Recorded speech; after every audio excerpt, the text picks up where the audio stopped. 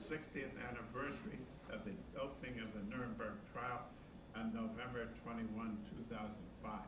Greg Peterson, who's here, head of the Robert Jackson Center, and Whitney Harris will be a speaker later, are leading the U.S. contingent of 50 people to that anniversary.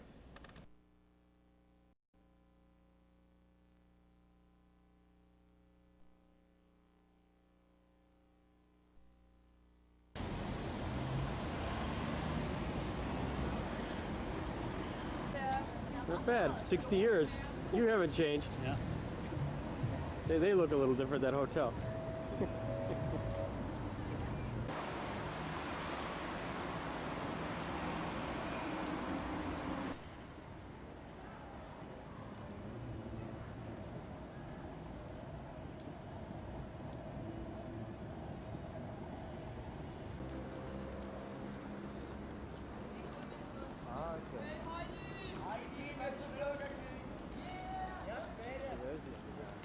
If you went up the stairs to the second floor and your room was down here, as a matter of fact, there was a barricade put up. You had to get out into the open air in order to get back to the hotel. That was the condition of the hotel at that time. That was the condition. Whitney, was the hotel a headquarters for the Americans, or was it just? Yes. This was our social day. But there were military people. We conducted trial at the Palace of Justice in Nuremberg. The palace, this whole town was completely demolished. It was you can't believe what a mess this place was. And there were gaping holes in the Palace of Justice and so forth, but it was big, and it had a prison connected with it. And that was a desirable fact. And more than that, it was located in the American zone. Now, the Russians wanted to have the trial in Berlin. We didn't want that. So Jackson recommended that we conduct the trial here in Nuremberg, and everybody else finally agreed, and the Russians finally capitulated, so this was the site. So I flew down here with 4 or 5 other young lawyers, the nucleus staff, in August 1945, and we established, we were assigned houses in Berg. Justice Jackson was on one end of Fort South Strasser, we were on the other end, so to speak. And we had a mess hall there set up for us, so we had to get our meals there. And then we drove into town every day to the Palace of Justice, where we were assigned our office until we did our work.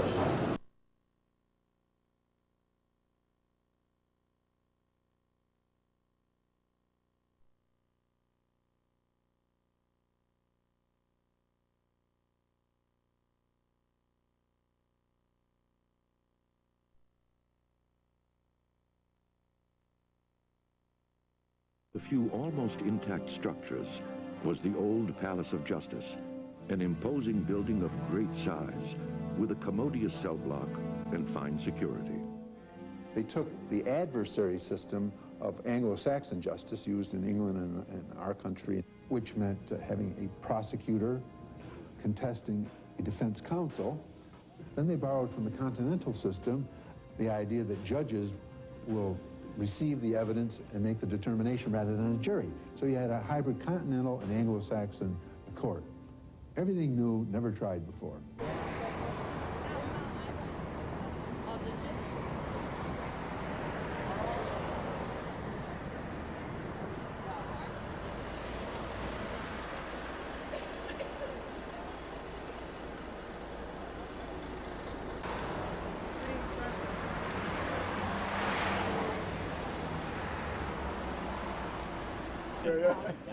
This looks better than it did then. You're going to be cold out here for a long time. History, and room number 600 is well known around the globe. And this building was made in 1910 until 1916 as a Palace of Justice of Nuremberg. And you see, if you go to the room number 600, you see a large building. At that time, the state, the Kingdom of Bavaria, had a lot of money, otherwise than nowadays. and the reason why Jackson took Nuremberg as the seat, not the seat was Berlin, but the place of the first trial and the only one international trial. The reason why is that this Palace of Justice was only few damaged by air raids. The whole area outside was destroyed, but this building had damages in the roof and windows and so on, but in the essential part it was undestroyed, and that was my own. Whitney Harris told you this matter yesterday in the art. Please in the front.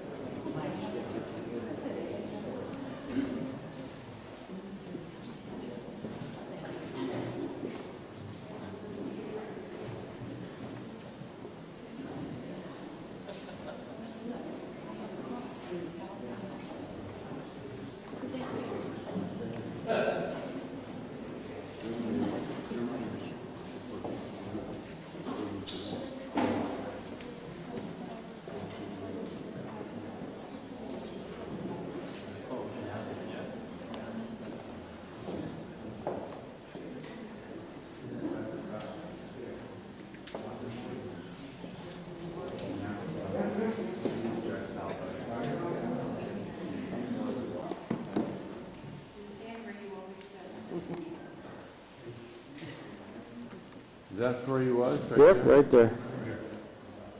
That's way too cool.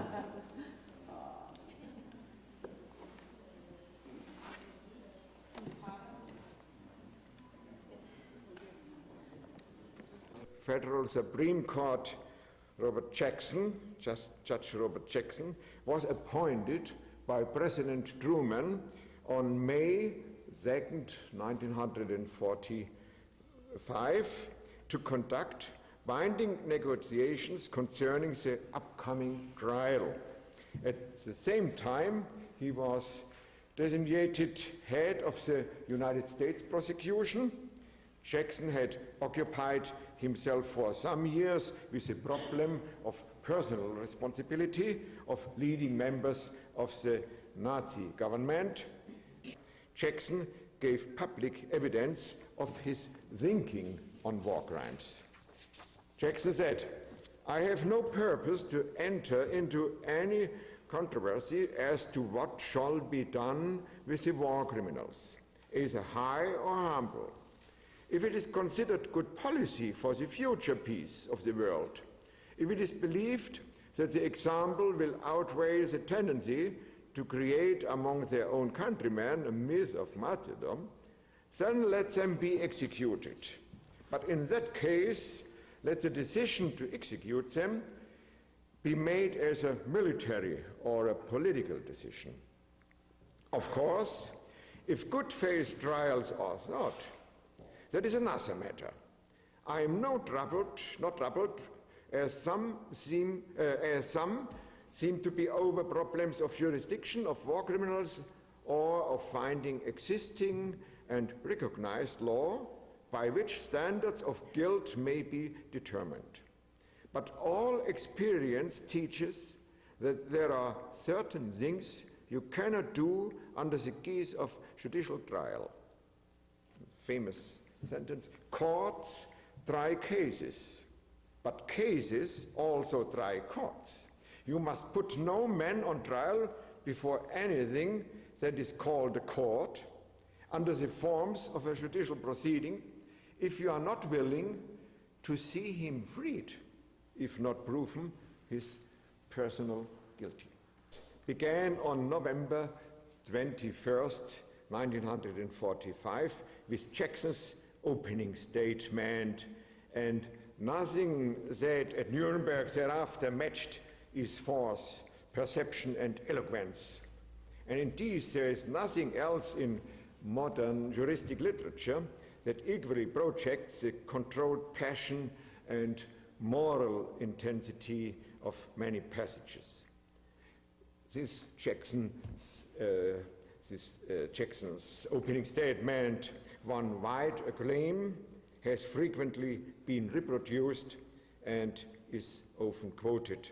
Jackson began like this: "The privilege of opening the first trial in history for crimes against the peace of the world imposes a grave responsibility. The wrongs which we seek to condemn and punish have been so calculated, so malignant, and so devastating that civilization cannot tolerate their being ignored, because it cannot survive their being repeated.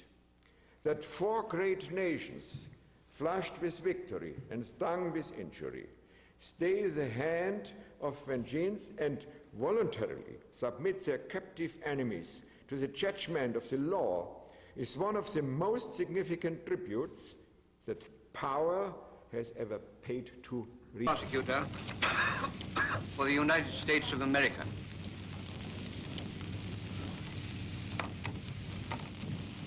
The privilege of opening the first trial in history for crimes against the peace of the world imposes a grave responsibility. The wrongs which we seek to condemn and punish have been so calculated, so malignant, and so devastating that civilization cannot tolerate their being ignored, because it cannot survive their being repeated.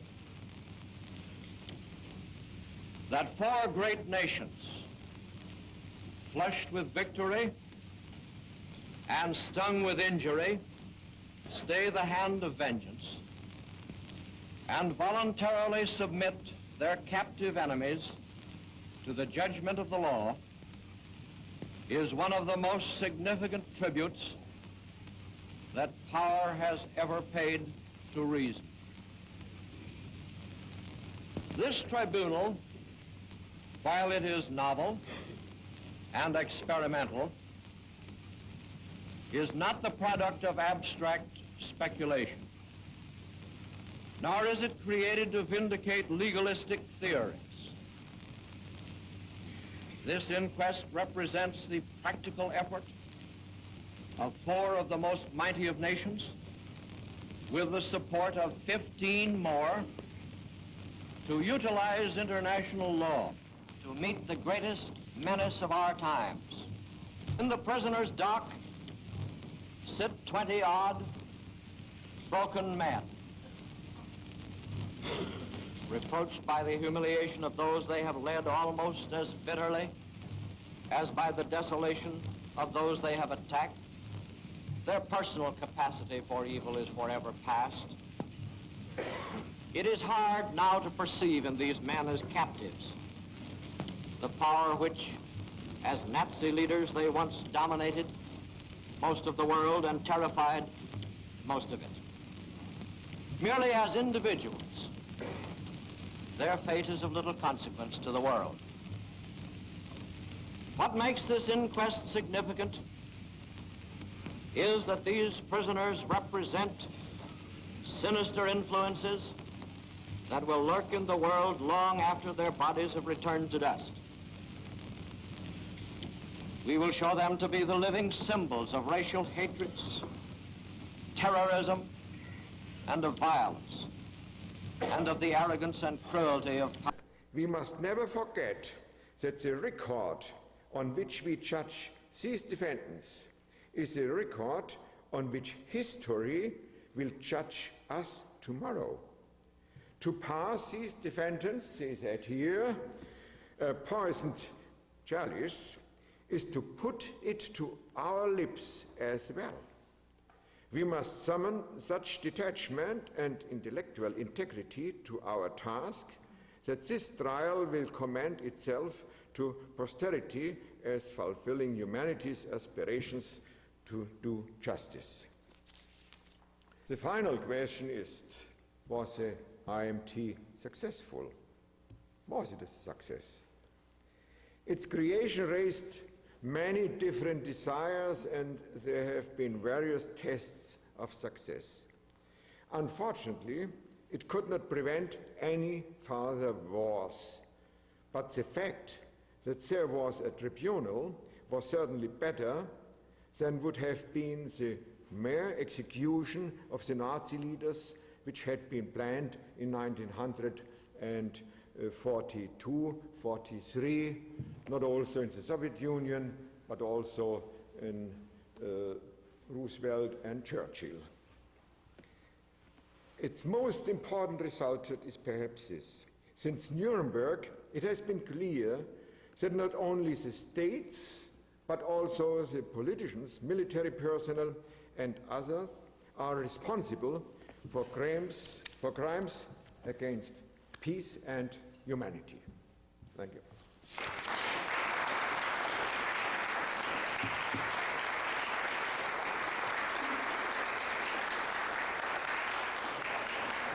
And ask Father Fuchs if he could maybe come up here. He lived it. And there are some pictures in your book of him. And to the extent that I'm dying to hear what you think, as you sit here today, 60 years later, with the emotion that you're currently having, if you want to take a second, Father Fuchs, and maybe come up and share them with us.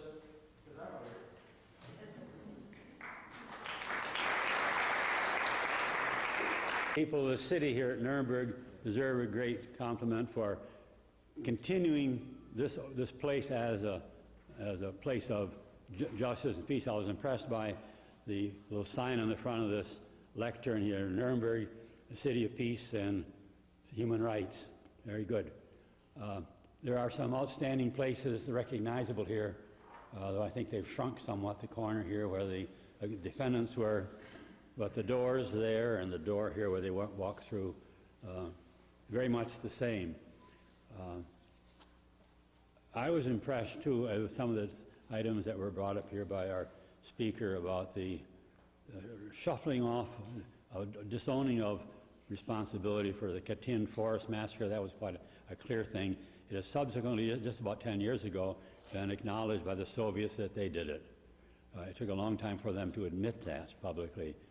And of course, that other issue of dividing Poland between the Germans and the Russians, that secret document, I'm glad you clarified that very nicely. My overall impression, and at the time I was just 20 years old, just a youngster, and had obviously no experience in law, and anyway, I hadn't been to jail myself either. But the process and the vision that Jackson had and shared with those four main countries, supported by another, I don't know, 25 or 30 other countries, I think there were a vindication of the consensus of humanity of what's right and what isn't wrong.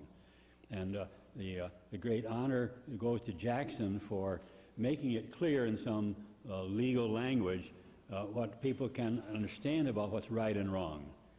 And he simply made it possible to put it in language that we're all accountable for our choices. You just can't say someone else told me to do it. If you recognize it as wrong, even though you might be punished, then you have to accept personal responsibility. Awesome to do that. And to extend it all the way to organizations, I thought was obviously a thrust into a responsibility that all of us have. If you belong to the Boy Scouts, then you can accept the things that go nicely with the Boy Scouts. And also if there are things about them that are not right, well, it's part of what you accept by being a member. So that seemed, he clarified a lot of that for us. But the essential thing about Nuremberg is there is accountability for our choices. And it goes all the way back to the Ten Commandments, which were respected in this courtroom. I've seen, and I have of all things, a very obviously Christian symbol of the crucifixion. That certainly wasn't here when we were there, but it's another tribute to the people of the city coming up with something like that. And then other and greater than ourselves is being lost in a lot of society. We have to acknowledge that, and especially, I'm thinking for those of you who are Americans, we stand in a very critical time right now, too. If we don't regain that vision of accountability for choices, political correctness will not save us. We have to do the right thing. Looking good is not enough. And so we want to ask ourselves to follow through and become more acquainted with the core teachings of or decisions of the Nuremberg trial so that we can gain from them and persuade ourselves that we have to follow through on what's right. I think it's a great tribute to Jackson and to the whole system that took place here, that might is not right. It ain't necessarily so. Right is right. And just because we got the power to do things doesn't mean we're doing the right thing. David and Goliath, a good example for us. Okay? Thank you.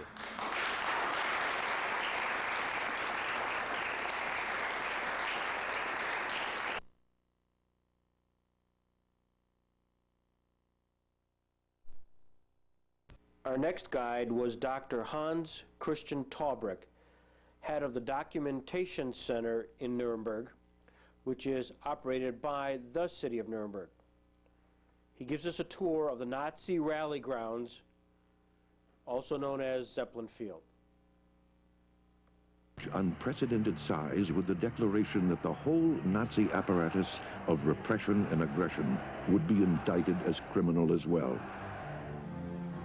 including the Nazi Party leadership, the High Command, the Reich Cabinet, the Gestapo, the SS, with its hundreds of thousands of members, and the SA Brown Shirts, whose rolls numbered above 4.5 million.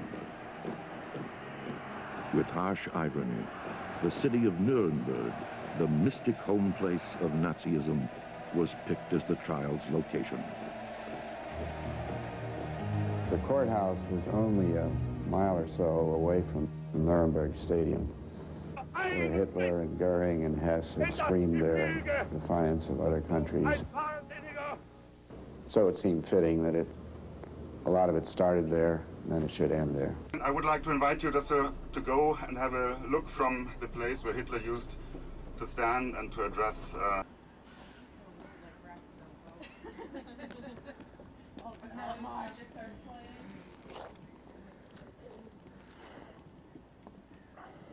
Now they've built a big sports stadium over here. They're trying to disguise it. But this had a natural bunker back. Okay, let me just have some words on the Zeppelin Field. As I said, it was the only part of the ambitious plans for the party rally grounds which was really newly built and finished. It was completed in 1937. And until all the other places were not finished, most of the events, most of the party mass assemblies, they took place here. For example, the assembly of the Reichsarbeitsdienst, of the labor service, or of the Wehrmacht, or the political leaders with the famous light dome. Perhaps you have pictures in mind.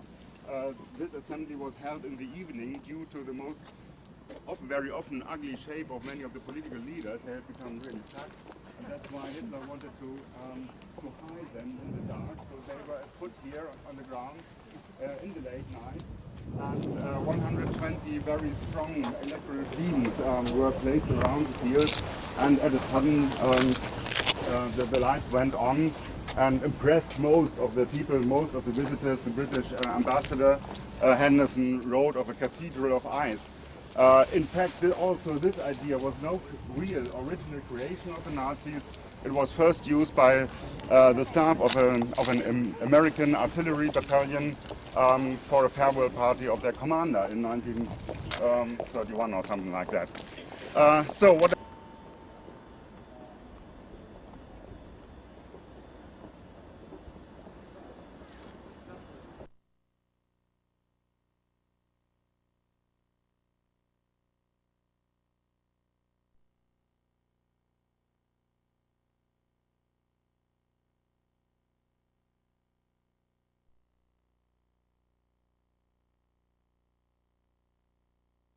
maybe most of you do have a very famous film footage in mind.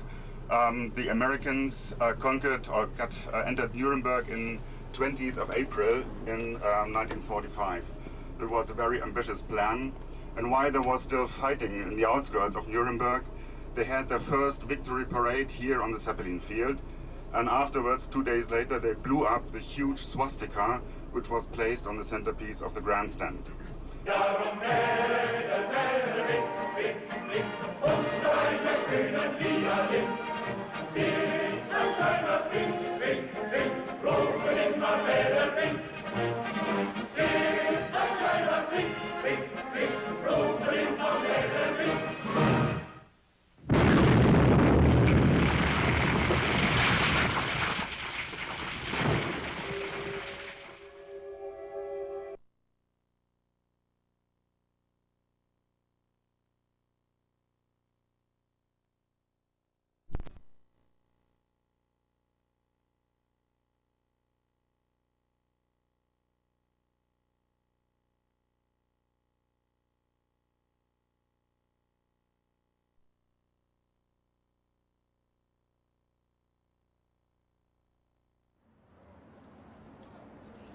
Hey.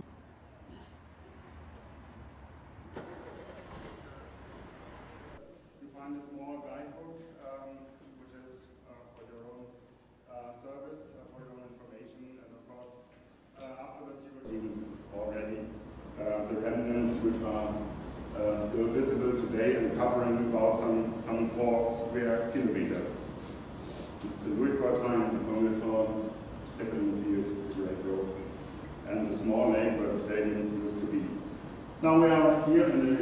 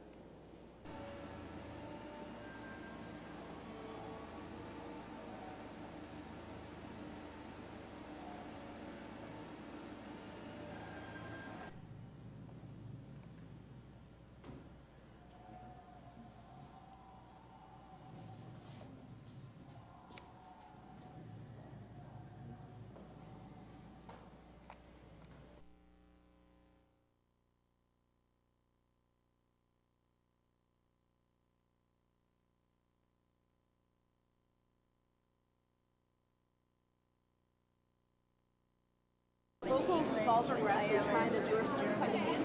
She's in her travels, you know, after then she got sick. She lived in Jamestown. Yeah, we live just outside of Jamestown, kind of. Yeah, now we've been there, well, let's say, since 1961. Yeah, we got married in 60, moved to Jamestown in 60, the end of 60s. Longer than I lived in Buffalo. Oh, you did? I love Florida. I guess that's it. No. But I've been longer in Jamestown than I have up there now. Oh yeah, they do one place in Erlauben Sie mir zum Schluss dieser kurzen Begrüßung noch ein herzliches Dankeschön an unsere Freunde vom Robert Jackson Center in New York. Ein Dankeschön für das gestern zugedachte Porträt des Mannes, der diesen Saal weltberühmt gemacht hat. Thank you very much. Wir werden dem Bild einen Ehrenplatz im Gericht geben. Herr Oberbürgermeister, bitte sehr.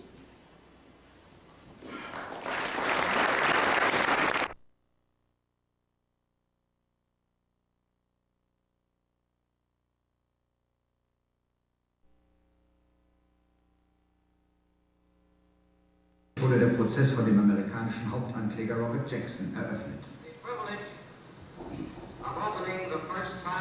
Das Vorrecht, die erste Verhandlung in der Weltgeschichte gegen Verbrechen am Weltfrieden zu eröffnen, bringt eine große Verantwortung mit sich.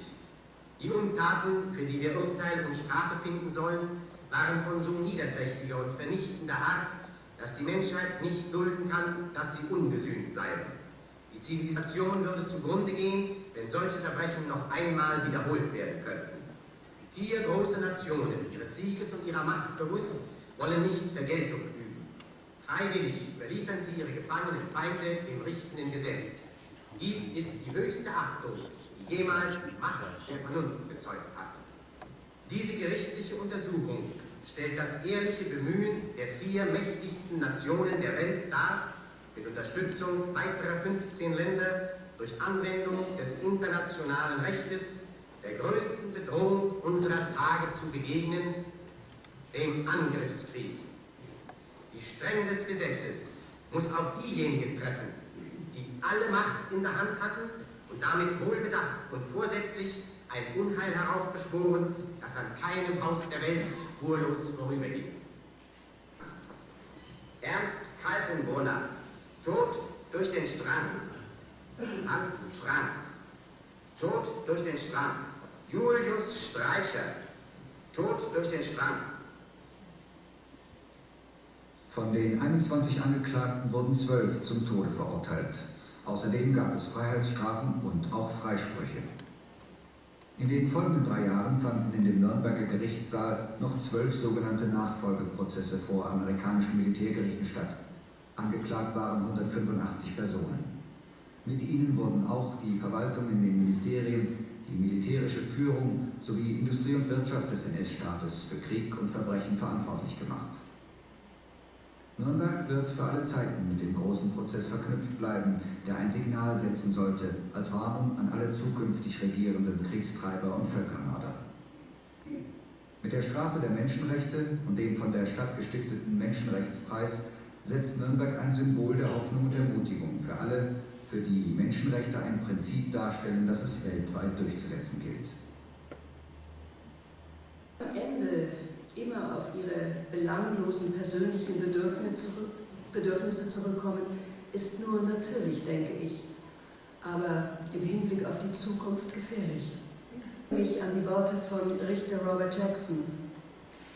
Wir müssen den Deutschen klarmachen, dass das Vergehen, deswegen man ihre ehemaligen Führer vor Gericht stellt, nicht darin besteht, dass sie den Krieg verloren haben, sondern darin, dass sie ihn begonnen haben.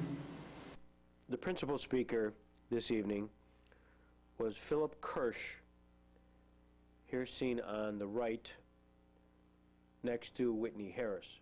Philip Kirsch is the chief judge at the International Criminal Court at The Hague.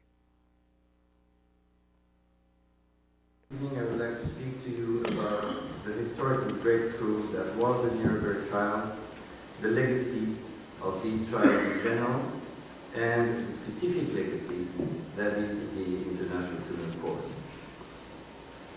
I turn first to the Nuremberg trials themselves. In this context, I refer primarily to the International Military Tribunal which opened here 60 years ago.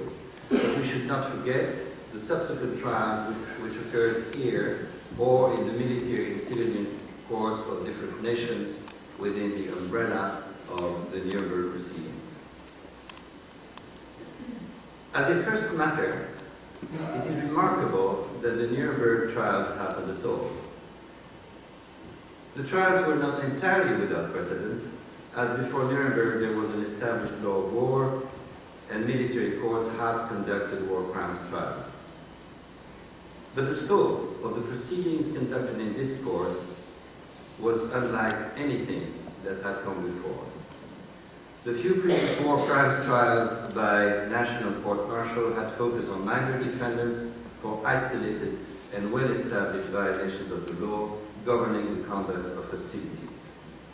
At Nuremberg, not only military leaders but also high-level officials and even private citizens faced trial for some of the most serious crimes known to humanity. The Nuremberg trials were by no means inevitable, as was said earlier. Many argue that the best response to the Nazi regime was the summary execution of Nazi officials. Others argued that international law was concerned only with states and not with the actions of individuals. Faced with serious violations of international law, the creators of the Nuremberg trials decided differently. They concluded, and I quote, "First, individuals can and should be held accountable for crimes which constitute violations of international law. As was famously declared by the tribunal in its judgment, crimes against international law are committed by men, not by abstract entities. And only by punishing individuals who commit those crimes can the provisions of international law be enforced. Second, individuals should only be punished through a fair trial which safeguards the rights of the accused. In a world in which international law paid little regard at the time to individuals, the International Military Tribunal and subsequent trials were remarkable developments. If you had asked me even 10 years ago about the Nuremberg trials, I would have said they were a significant historic event, but that their legacy was not fulfilled. Now, however, the ICC stands as a direct descendant of those trials. Nuremberg has taken on added meaning as the beginning of a system of international criminal justice. History will continue to unfold, and as it does, it will continue to shape how we view the past. How we view Nuremberg will also depend in part on what happens with the ICC. The ICC is well placed to be a credible and effective institution, but it cannot succeed without support. If we ensure that the ICC has the support to succeed, Nuremberg will be forever remembered as the necessary and historic breakthrough which made this possible. The world has come too far, and the consequences are too great for us to fail. We must continue to carry forward the legacy of Nuremberg and to make an effective permanent international court a lasting reality. Thank you very much.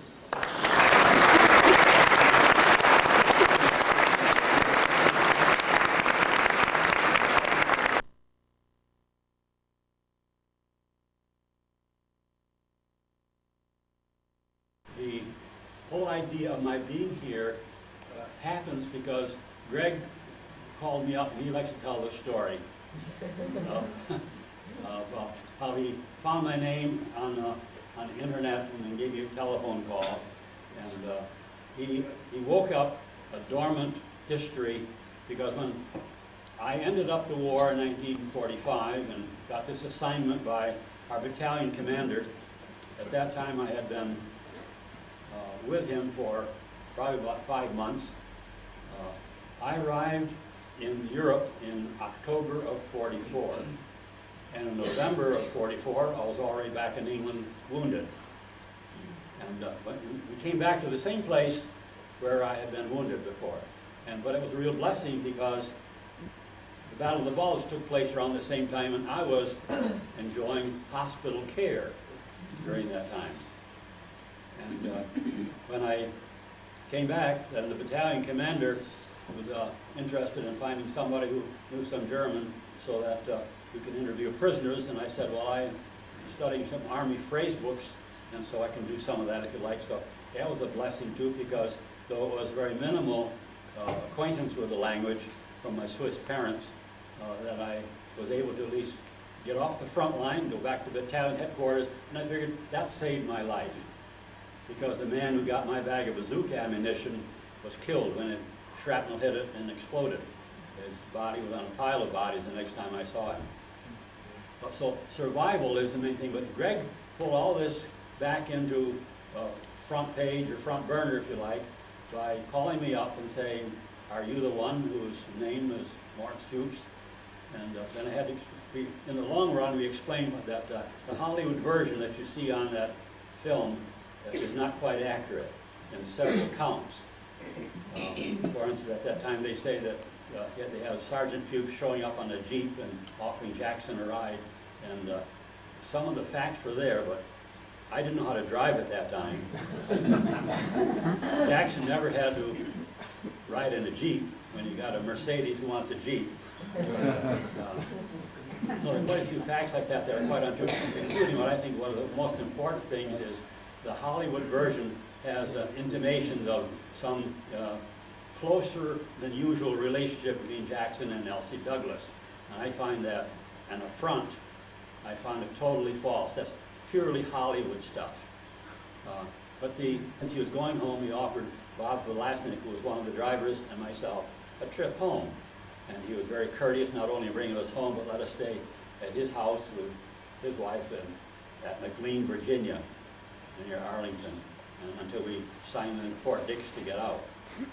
In the middle of October, I was already in the seminary, and it was 2 years in Rochester, St. Andrews, and 3 years at St. Andrews, 2 years at St. Bernard's, and then down to Washington for 4 more years down at Catholic University. And so this time, it all came back to life, and he's fostered it right along and has got me to talk about it. Here I am. Didn't discuss the trial with you at all? Or? We talked about it, but only from casual. I certainly was not in any of the conferences or policy making or that sort of thing. But I was obviously listening to an awful lot that went on, whether you talked with generals or attorneys or whatever, or other foreign relations. But what did I know, you know?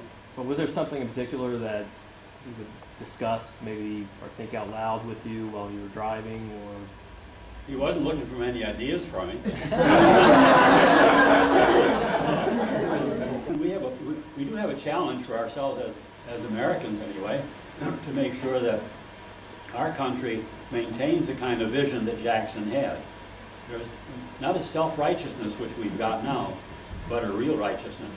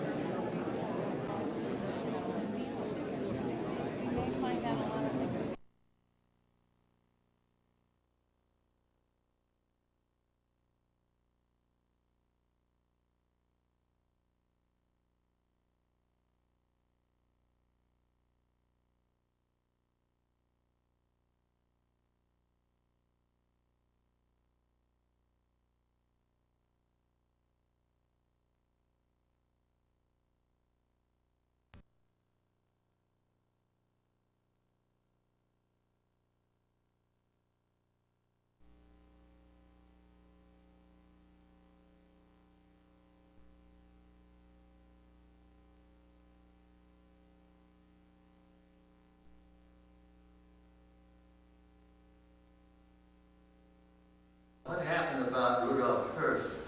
Of course, we knew that Rudolf Hirsch was the commandant of Auschwitz concentration camp, and since this is part of my lawsuit, I was very anxious to get a hold of Rudolf Hirsch if that were possible, but we couldn't find him. Ultimately, the British did locate Rudolf Hirsch, who had been hiding out as a farmer and near Flensburg. So I asked the British to send Hirsch back to Nuremberg so that I could interrogate him here in Nuremberg. But the British were glad to do so, of course. And so I spent 3 days with Rudolf Hirsch, the commandant of Auschwitz concentration camp.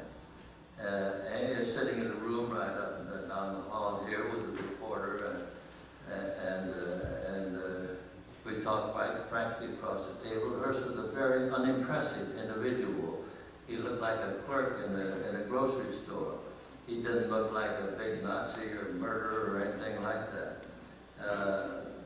But he was responsive to my questions, as almost all of the defendants and witnesses were. You had to drag it out of them, but they didn't lie much. So Hirsch, I thought, was pretty much telling the truth, and I asked him how it was that Auschwitz had been turned into an extermination camp, as we had heard. He said, well, he said, what happened was that he had been in charge, or he had been in the concentration camp business last in Sachsenhausen, and he was assigned the task of establishing a new concentration camp at Gleiwitz, Poland. And the German name for this new camp was to be Auschwitz.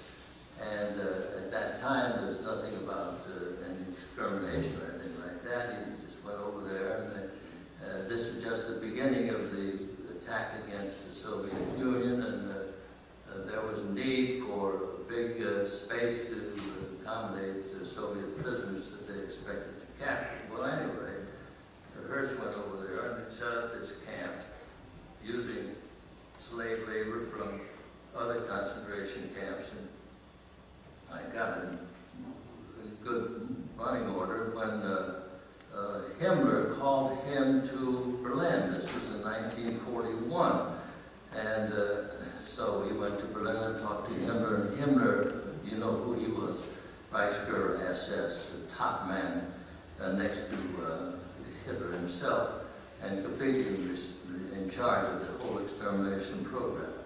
And Himmler told Hearst that there was a secondary war going on here. Hearst said, well, what is that? And he said, well, that's the war against the Jews. And he said, if we don't win this war, if we lose, the Jews are going to exterminate the Germans. Well, he actually believed this nonsense. And he said, now Hearst, he said, what I want you to do is go back to Auschwitz and you establish extermination facilities there, because Adolf Eichmann of the Gestapo is going to round up the Jews in Europe and send them up to Auschwitz, and you're going to have to dispose of them. That's your job. So Hearst went back and never thought of resigning or asking for another job or anything like that. He said, so I went up there to carry out this job, and that's what I did. And he established, in time, the greatest extermination facility ever built in any camp in the history of the world. So Hearst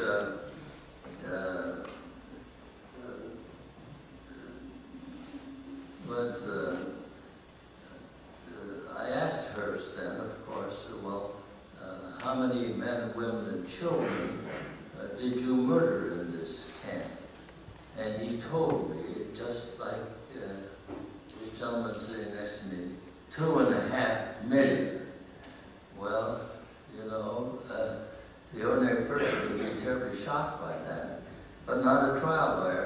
And so I said to him, well, 2.5 million, but the conditions there were terrible, weren't there? How many people died of starvation and mistreatment other than in the gas chambers? And he said another 500,000, so I don't know. As it turned out, after our trial, we turned Hearst back to the Poles. See, the understanding was at the outset that those individuals who were guilty of crimes in occupied territories would be returned to those territories and tried by those countries. So we had to turn Hearst back over to the Poles. And while he was in custody of the Poles, he wrote a book telling his life story, and he said that the figure he had given me of 2.5 million was too high. He said that figure had been supplied to him by Adolf Eichmann, who, as I said, was the head of the Jewish section of the Gestapo. He said that was, even Auschwitz didn't have that capacity. Well, anyway, he was then brought to trial by the Polish High Tribunal, the trial of war criminals, and he used the affidavit which I had obtained from him in that trial. I mean, they used that affidavit, wherein he told me that he killed 2.5 million people. And the Polish tribunal, of course, found him guilty, and they concluded that he may have killed as many as 4 million, Auschwitz. That was the Russian figure, by the way. So Hirsch was convicted by the Polish tribunal, and he was taken to Auschwitz and hanged on the grounds of Auschwitz. And by the way, the gallows on which he was hung are still standing, or they were the last time I was at Auschwitz.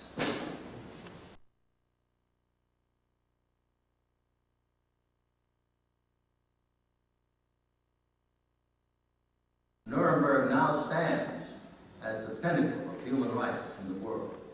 You know, in 1515, Albert Dürer mapped the stars of the northern and southern hemispheres shining over medieval Nuremberg. In 2005, this very year, we gaze upon those stars, weather's permitting, still shining in the firmament, and find inspiration for a reincarnation of man. Gone are the tyrants of the 20th century. The persons of peace and human rights have taken their place. The clear waters of the river Pegnitz flow through the city, murmuring a constant message. End war, and the crimes of war. Find peace and the blessings of peace. Not for this moment in history alone, but for time without end. This is the message of Nuremberg for our troubled world.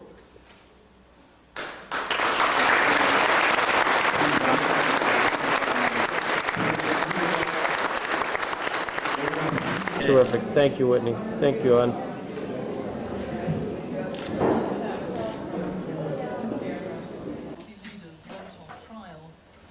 He told me many of his relatives were killed in the Holocaust.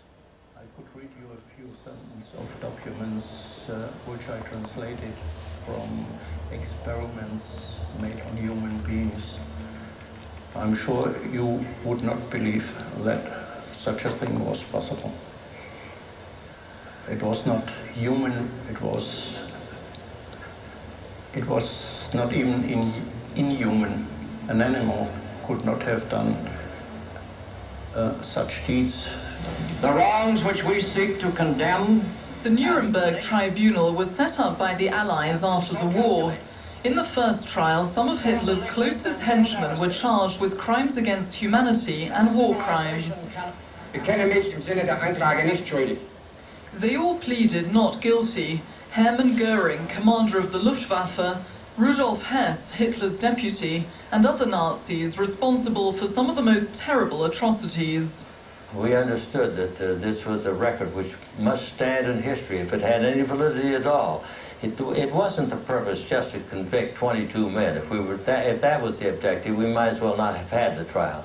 The purpose of this trial was to establish a record which would stand in history.